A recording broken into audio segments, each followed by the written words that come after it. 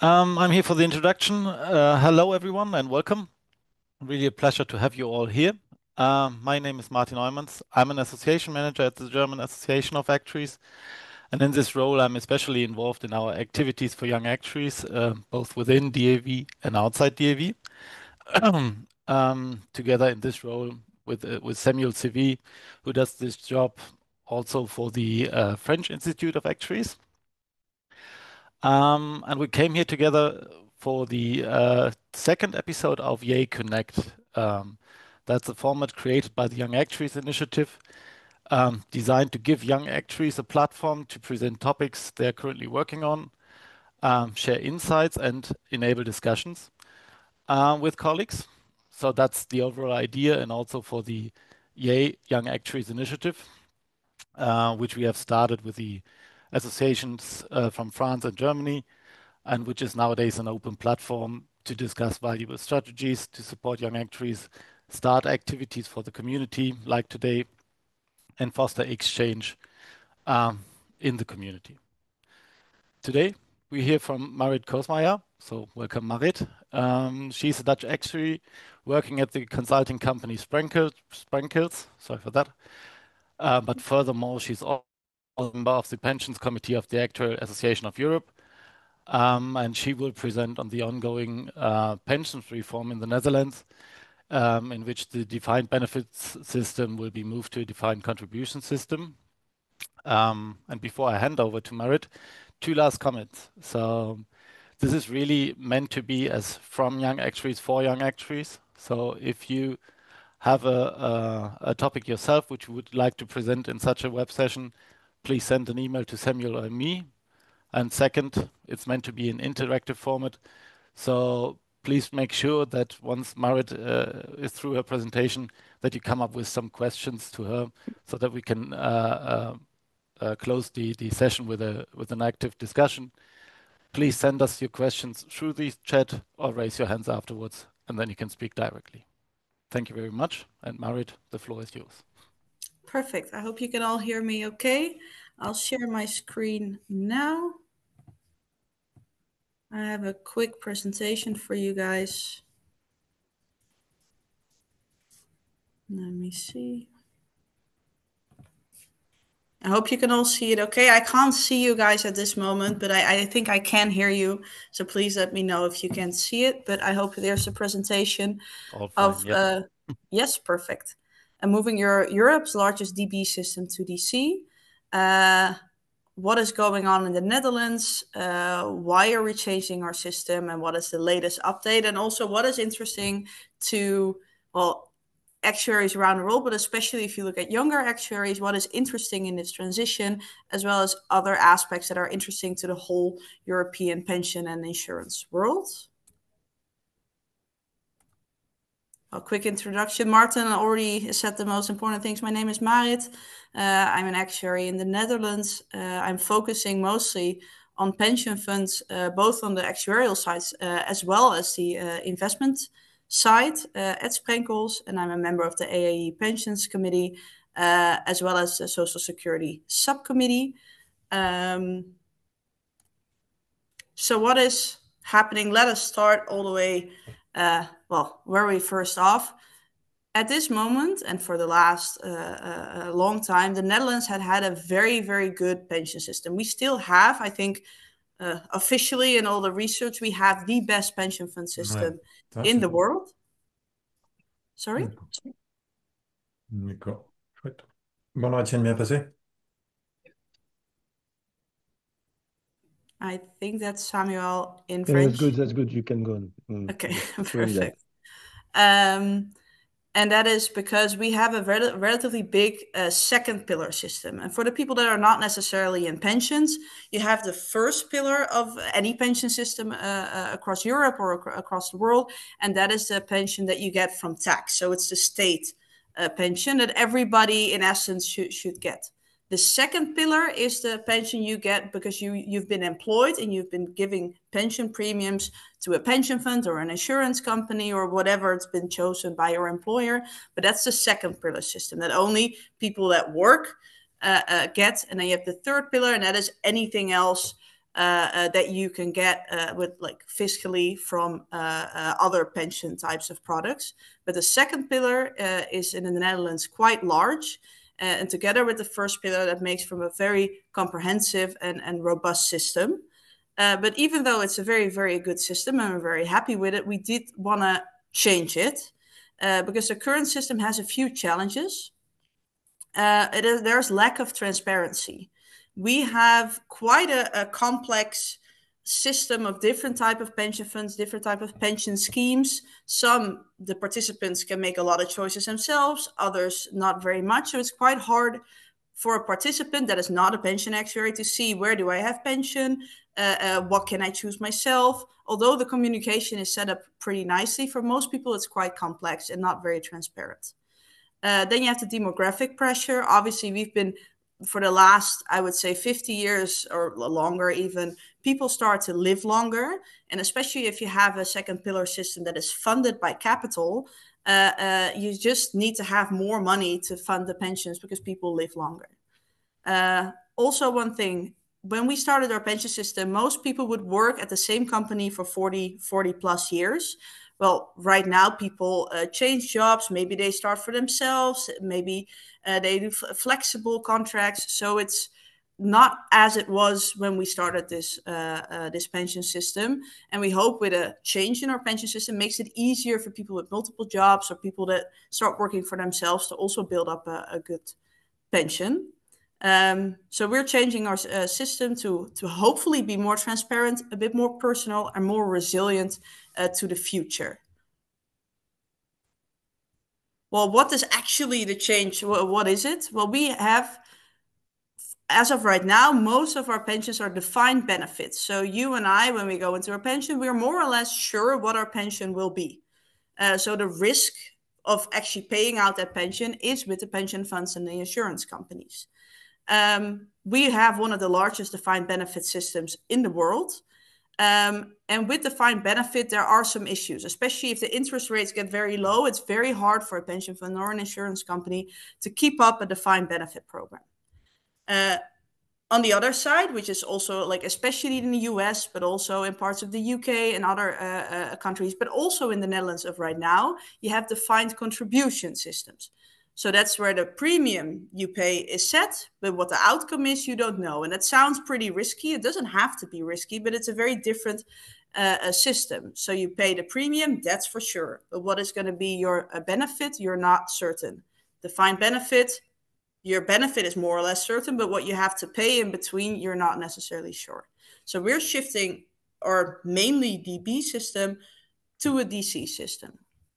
So that means that we get personal pension pots for everybody. So everybody has their own, well, at least theoretically, an amount that they can see, this is going to be the amount that I can use to buy my pension when I come to my pension age.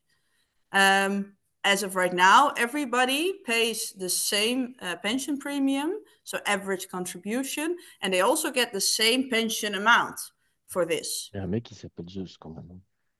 Il y en a un qui s'appelle Zeus quand même. Sorry, someone is unmuted. Thank you. In the new pension system, which is, I think, the same for a lot of DC schemes, if you put in a premium, that premium is worth more when you're younger because the investment return is going to go over a lot of years. But if you're very close to your pension, well, whatever premium you put in leads to less pension because you don't have as much of a horizon.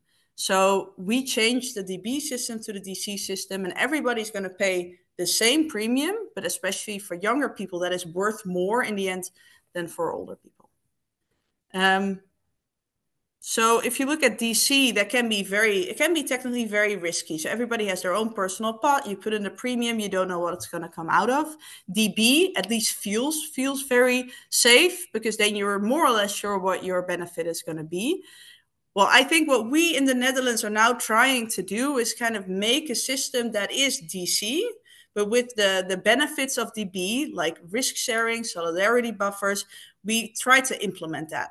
Well, that makes a bit more complex, but that's what we're now looking at. So coming into a DC plan, but with parts of DB like risk sharing reserves or solidarity buffers to come up with the best type of system for people. Well, this law, so this is actually a new pension law, so everybody has to move in one way or another, came into effect on 1st of July 2023, and the transition must be completed by 1st of January 2028. And what might be different from some, I know the UK had some type of transition, I know Denmark has, what made it different is that we are not looking at only at the future pension schemes, but also at what is now as capital in our current system. And we're also transitioning that, most of them, into the new system.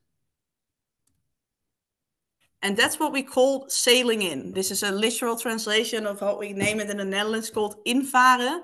It means that the current capital, which is, I think, 1.5, 1.8 trillion of euros that we now have sitting in capital in our pension funds that are mostly DB funds that will move. So we will translate that DB benefit into some kind of personal pot and then move it into DC. And that's what we call sailing in, which is we have to adjust the law for that. I know that is part of our new pension law, and for most people, especially from the UK or other parts of Europe, that's very interesting because it wasn't part of our law as of before, but now with the new pension law, it is possible, and it's actually the default to move your capital from your current DB system to your new DC fund. You can also opt as a pension fund not to do that, but then you really need to come up with a good justification why you don't want to do that. And who do you need to explain that to? Well, mostly to the Dutch National Bank, but also to your own people. So if you're a pension fund board member, you need to explain to the people and to the Dutch National Bank why it is better to keep maybe two systems. For a small amount of funds, that is actually a better option, but most of them want to move their capital to the new system. So a new pension scheme for the future, as well as moving the capital. Well, one of the great things about moving that DB capital to a DC system is that the buffers that you need to have, because DB is very, very safe, but you need very high buffers for that. Well, if you move to a DC system, you can actually use that buffer to give people more pension. If you have a nice buffer to start with, you can do that. Then the question obviously comes up, how are you going to divide that buffer? But this is what most pension funds in the Netherlands have been very, very busy with, how we're going to move that capital into the new system, and what are we going to do with our buffers? Well, it is the most debated and divisive issue, because it is, you're moving, well, to some people it feels like you're moving their money from one system to the other, and they're not 100% sure what they would like more. So what is the status right now? So we have, I think, roughly 150 pension funds of, I think, 1.5 trillion euros. What is the status of that massive move of capital? On January 1st this year, the first three funds of roughly 30 billion have sailed in their capital. A few others have followed in May and July. But the large amount we're still expecting January 1st, 2026, but mostly in January 1st, 2027. If you would have asked me this 2 years back, I think there were a lot of funds that wanted to move on the 1st of January 2025, maybe at last January 1st, 2026. We see that there are massive delays. So funds are actually pushing back their date that they want to sail in the capital. Why is that the reason? Well, one, for the administrators, so the executioners of the pension, sometimes it's the pension fund themselves, sometimes it's a very big corporation that executes the pension, that have the admin of all the people that build up their pensions. For them, it's obviously a massive job to get all that system changed. So you just see that there are massive delays at the pension administrators because they're just not ready, because it's such a big change for them as well. What is also an issue, or definitely part of the process, is that you need to get approval by the Dutch National Bank as a pension fund to sail in your capital, which has been proven to be quite difficult. It's obviously a very, very good thing that our Dutch National Bank is very focused on what's happening and really to make sure that funds are making their best decisions. But what we see is it's a very, very hard process to get to. And if you don't get your approval in time, you obviously need to push back your sailing in date, so to speak, your transition date. And part of it, the third point is funds need to make very large simulation calculations, and a lot of them. And at some point, it sounds almost silly. It's just so many calculations that board members, we as consultants need to make, and board members need to understand that it just makes the process a lot longer than we thought before.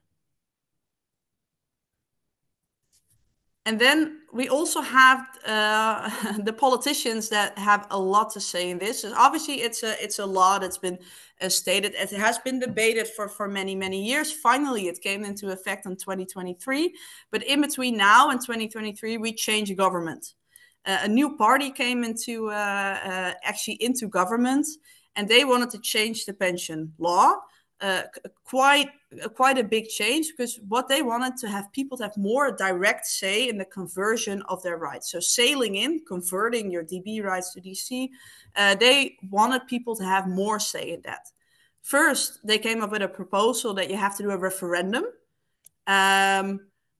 which obviously got a lot of pushback, because then also, I don't know how many people we have in the Netherlands, 18 million. Everybody then needed to actually educate themselves and then vote for a referendum on their pension. Obviously, it got a lot of pushback, but the idea is to have people to get more direct say in their pension rights, which was actually the thought of the new pension law as well. Then they came up with a revised proposal in April this year that people can individually opt out. So if they don't want to transition their current DB rights to DC, that they should be able to keep those DB rights while maybe their neighbor in the same fund or a different fund can move their capital, which is obviously also quite a hard topic to actually execute if you're working in the sector. So there was a lot of criticism, unworkable. People called it potentially chaotic by the Council of State. Also, the pension sector, as well as the minister of their own party, were very much against it. Mostly because if you want to maintain two systems, so the old system and the new system, it was quite complex and quite costly. Although there are other countries that have this type of dual system. It was voted in Parliament in May, I believe, and the vote was against, or I think in April, with a very slight majority. So we didn't change the pension law, but it obviously got a lot of media attention. But the law is still the way it is because they voted against it. Then our government fell in June. So the party that instigated this thing, and especially Agnes Joseph, who you see here on the picture, she's an actuary as well, a very good one, if I may add. She was part of the NSC, so the party that instigated this. The government fell. Her party, or her former party, if I may say, is expected to get 0 seats in the new election. So she, as pension specialist, moved to another party. And is now still wanting to make changes, also sometimes very good changes to the law, but from another party. So it's been a very hectic politics-wise, but I think as of now, you see that our sector, we kind of know where we need to go, and no big changes have been made just yet. And then I want to quickly touch upon what I think are the biggest lessons learned from this massive transition that's still full in effect. One, complexity. The new system you saw in one of my first slides is supposed to be less complex. Well, I think we've all learned that it's a lot more complex than we thought. Also moving DB to DC and taking care of everybody, and that everybody feels represented, it has been very, very hard. So I think that is one of the biggest. I think almost everybody underestimated how complex the transition will be. And that's one, transitioning the current capital into the new system, so the sailing in, but also setting up the new pension scheme, which everybody by law needed to start. Then the second, and that's fairness. So fairness is always important when you look at pensions, especially social partners that come up with pension schemes, or pension fund boards and their investment committees when they come up with, for instance, how do we want to invest? Fairness has always been important. But if you transition a pot of money that is collectively from everybody in the pension fund and then transition that to individual DC parts for everybody, how much are you going to give everybody? That is actually a very, very hard question, especially if you have a large buffer. So for instance, you have 40% extra, your funding ratio is 140. Who are you going to give it to? Because giving everybody 40% might sound very easy, but that's most likely not going to be the most fair division between the money. And this is crucial for if you want to have a green light by our national bank to actually sail in or transition your capital. This is very, very important. And the most important one, I think it's very interesting for young actuaries as well, is it comes down to intergenerational fairness. So one generation to the other. Who does the buffer belong to? I think a bit of a reflex of most pension fund boards is that the older people build up the buffer and that they need to be protected, which is obviously very, very true. But what we now see is that in that transition, it can lead to younger generations actually going like they're not profiting as much from this transition as the older generation does. So is it fair to younger generation how you divide the buffer? In the new system, for instance, most people have a higher investment risk. Higher investment risk theoretically should lead to higher outcomes, but also if it goes bad, you probably get a lower pension. If it goes a lot better, you get a much higher pension. But you should see that in your simulations. So which makes it quite complex for most pension fund board members. They are not actuaries. They need to see, is it fair how I divide my buffer based on very large scenario analysis. All funds must show this through a 10,000 scenarios, 100 years in the future. What is better, the current system or the new system, given all the different choices that pension fund boards have? The outcomes are also very dependent on assumptions. We as actuaries know that, but now it is also used to divide buffers, which is, I mean, I think every pension fund board member became a bit more an actuary in the last 2 years because they really need to know so many technical aspects of these calculations. On the right, I have just an example of what pension fund board members need to look at. This is the current system, the new system and the current system compared to each other. You see here, you see the ages. So this is someone that is 25 right now. This is someone that is 70. And these are the inactive people before their pension. These are the active people. And everybody right here is already in their pension. What you see is that everybody is above 100. So for this example, we expect the new system to be, for them, slightly better. The median, by the way, median outcome is in blue. We expect it to be somewhat better. But for a younger participant, we expect it in the median to be a whole lot better. But what we also see is that the range is massive. So it can be that only at 50%, but it can also be at 200%. And you see these people here, they're a bit lower also than here. What is fair? They have very little range, so they're quite certain that their pension is going to be what it is now, plus a little bit of the buffer, because they have a lot of security. They get higher by expectation, but also a lot less security.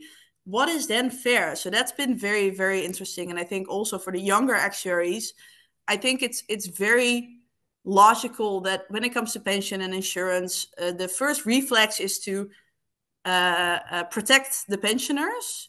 But sometimes I think we need to look a bit more to the younger participants as well, because they obviously have a lot more risk, at least in this type of scenarios.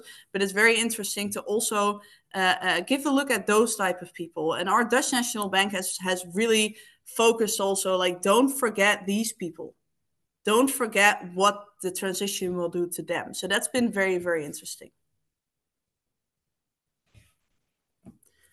Then a very interesting point, because we as actuaries, board members, pension administrators, asset managers, we might understand what's going on, but you need to communicate this to the participants, because in the end, it's their pension, and it's very important for them to some extent to understand what's happening, and mostly to trust that their pension is in good hands. And especially with so much political debate, it's quite hard to actually maintain that trust as a sector. It's very complex to show the fairness, to show what the pension is going to be. Communicating that might be even harder. So that's been a very, very interesting take, how you communicate these like very hard, complex calculations to your participants, because we have to communicate those to them, but also be able to explain them. And then the last one is hedging. And I'm specifically talking about interest rate hedging. The Dutch pension funds are, I would say, the biggest player in the interest rate hedge trading market. So especially the swap market. Dutch pension funds, because it's all DB, have a very large proportion in that market. But that market is going to massively change because we are going from DB to DC. So a whole part of the market just moves away from a certain part of the swap market. So right now you have interest rate hedges that are like DB hedges, so also the longer duration hedge, up to the transition. Most funds want to protect their funding ratio. Their hedges go up, so you hedge more, you protect your funding ratio more. But then when we move to DC, we expect the hedges to go down significantly. That's been massive amounts of swaps of capital being moved, may have a very big impact, or it already has a very big impact on the European swap curve. So this is important because we're together in one market, also very important to the other European pension funds and or insurance companies. Now I have a short last slide. What we see, if a lot of pension funds start selling certain swaps, especially the 50-40-year swaps, the interest rate will go up. What we've seen, and I'm not sure how into interest rate swap curves you guys are, but normally you would see the higher the duration, the higher the rate. Because if you want to lend your money to a government or to whoever, if that money is fixed for a very long time, you probably want a higher interest rate. What we've seen for the last decades is that for the very long duration, like 40, 50 years, that is actually inverted. So the interest rates are lower over there. And that was most likely due to the Dutch pension funds that all wanted to have those swaps. And if someone wants to have it all, then the interest rates will go down. What we see now is that because of the change in our pension system and the expectation that the Dutch pension funds are going to sell part of their portfolio on those very long swaps, that the interest rates are rising. This was the day that our parliament voted on the change in the pension law. Here, I think right around here was already kind of known what the outcome will be. And then the interest rates, the difference between a 50 and 20-year swap, so the interest rates of the very long end, they hired up. And that is also something we've seen moving over the last year or so. You see in red the 50-year swaps. It was always, it was below the 20 and the 30. And what we see now is that's been increasing all of them, but also they've moved together so much. That is, to the whole European market, a massive change. And it's obviously not only the Dutch pension fund, but it's been very interesting to kind of see how much impact this can have. And what we think is also the hedge funds that are betting against the pension funds that really cause this intraday effect on the interest rates. So it's not just the Dutch pension funds internally that have a very large impact from this, but we think you will also see it on the European market. That was actually my presentation. I wanted to leave some room for maybe questions. So first of all, thank you very much for that. We do not have questions yet, but please make sure to post them. My first question would be regarding the buffers you mentioned. I mean, you talked about how to distribute 40% buffer.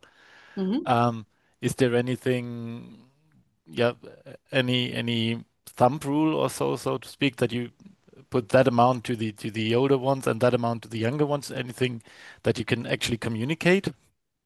Yes.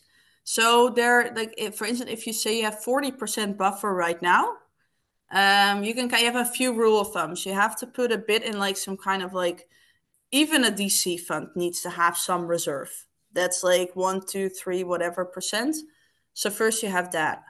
Then most funds want some kind of solidarity reserve. So if it goes bad, you can kind of still compensate people for it. Most funds at the start, I think, will reserve roughly between 3 to 7% for that.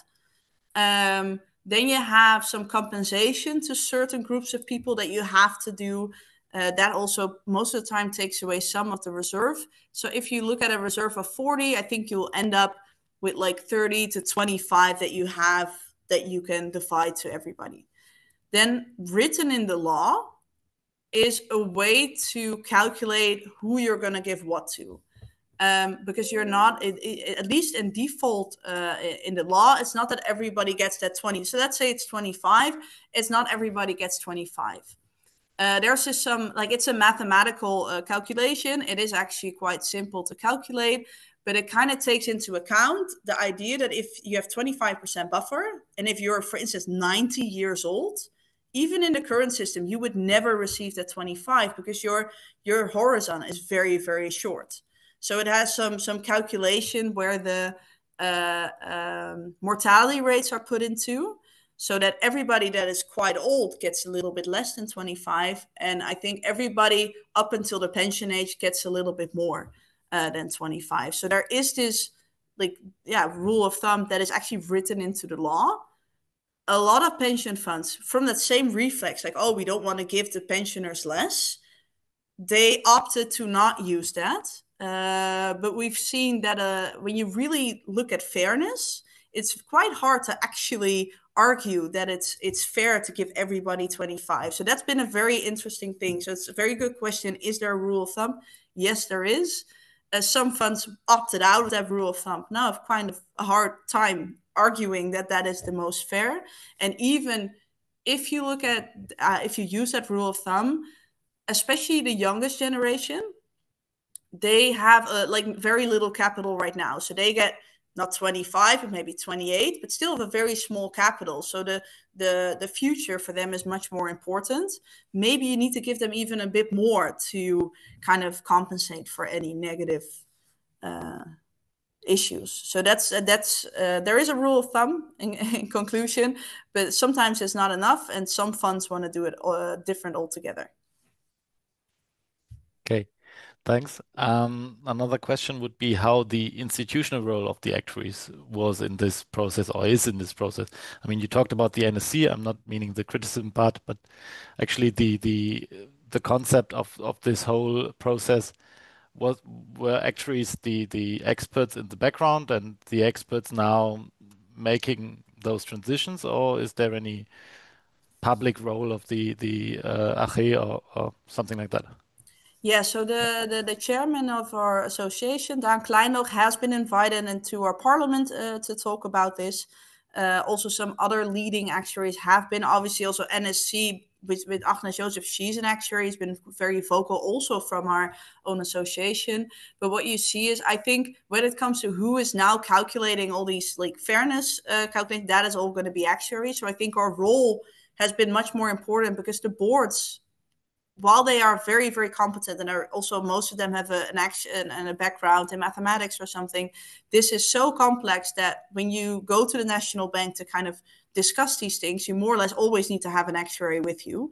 But also when you look more, I think in the background, our association has definitely been involved with putting this up. Not as much in the like for everybody to see, but especially in the last year with the political debate, it has been more and more that our association has been important in this. So maybe more people now know in the Netherlands what an actuary is. Okay, I hope good. so. Yeah, good. Okay, Martina, you have a question? Yes, thank you very much. Well, first of all, Marit, thank you very much for this very clear presentation. My question is, so in the defined benefit system, there are certain promises. Now, how much they can be upheld is a different conversation. But in the new system, they're saying, okay, we're not promising anything. But then I was wondering, is there something written in law, or are there certain precautions that pension funds are taking to ensure like some sort of like a minimum level of pension? Because imagine the markets become horrible and investment, there's like a lot of negative returns, and then all of a sudden pensioners who have been contributing all their lives all of a sudden receive like pensions that, well, basically the role of the pension cannot be fulfilled because like people are actually not being supported. Yes, no, it's a very, very good question. I think a question that's top of the mind of most participants. I think first and foremost, we need to look at DB guarantees something. And you already said how much can they uphold that. That's a different discussion. But the issue is that guaranteeing something costs you a lot of money. So the fact that you want something more or less guaranteed means that the what you pay into your pension, a lot of it needs to go to that reserve to be able to pay that. So the moment you stop promising something, even if you don't do anything else, you kind of can kind of leave that reserve, and you have more pension. It might become less when it goes bad, but generally promising something costs money. So this moment you stop promising or guaranteeing certain things, it becomes cheaper. So you can get more pension for the same amount. The only downside is that if, like you say, equity markets go down, you have more risk. To counter that, there are two things. One, you have something called a life cycle investing. All insurance companies use it, also DC funds, that if you're young, you have a lot of horizon until your pension starts. So then you can actually, it's very good to have a lot in equity, a lot in risky investments, because then you can make a lot of return. If you have a bad year, it doesn't really matter because you have so much years to come. If you're a pensioner, obviously you don't want to have as much risk. That's life cycle theory. So that people, as older you get, your investment risk goes down. Obviously, your return also goes down, but then you're going to be invested in like secure bonds, and you have a very little investment risk. So even if markets go down massively, you're pretty much protected because you're just not as invested in them. Third thing to change that is the solidarity reserve. So there is a part, as most funds have either a risk sharing reserve or a solidarity reserve from a few percent, that if it goes very badly and the pensioners if there was no reserve, their pensions would go down. They use a little bit of that reserve to actually hire up to compensate the pensioners for that. And then when you see in the end, it's actually, and that's what you saw. Remember when I had the graph with all the different ages, you see that even in a bad weather scenario or a good weather scenario for the pensioners, it was very close by your median. That is because of that reserve, as well as the fact that their life cycle investing makes it a lot less risky for them. But you are, in essence, also correct. If it goes very, very, very, very badly for multiple years, yes, I think DC will actually give you worse results. Then again, I think a DB fund will also have massive problems picking up. So that's always both sides of the coin. Okay, so actually, even in the worst case scenario, the new system does not have any fewer fail safes than the old system. Well, I would say for the pensioners, how we look at it now, it's pretty safe. Because of the way solidarity reserves are set up, for the way their life cycle is set up, it is definitely true that for a young person with their high risk for the first 20, 30 years, they're not, most of the time they're not eligible to get something from the solidarity reserve. Obviously that's going to be a lot more risk, and that's what you also saw on the graph. Their difference between their worst case scenario, their best case scenario, and their median was massive, but still expected is that it becomes better. But obviously if you have very like negative scenarios year after year after year, then definitely a DC scheme will come up with less expected pension. Yeah, but then so would the DB in that Also, case. but then DC would be lower than DB. Yes, DB would Uh-huh, also okay. be lower, but then DC would be a This bit would more be lower. okay. On average, you expect DC, or at least for most funds, it to be better. It also depends how your DB fund will obviously move. But on average, you see in the median that because they take more investment risk, they also should have a higher outcome under DC. Okay, thank you.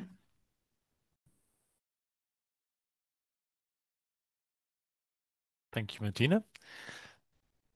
Yeah. Still time for question two. Still room. If not, I would say thank you very much. Thank you very much, Marit. Very interesting. Thanks for being here with us. We'll see soon. So everyone else, thanks for coming. Samuel, do you want to add something at the end? Absolutely not. Thank you very much, Absolutely not. Marit. Thank you, Martin, and thank you, everyone. And we'll see you soon for the next Yep. YAI Connect.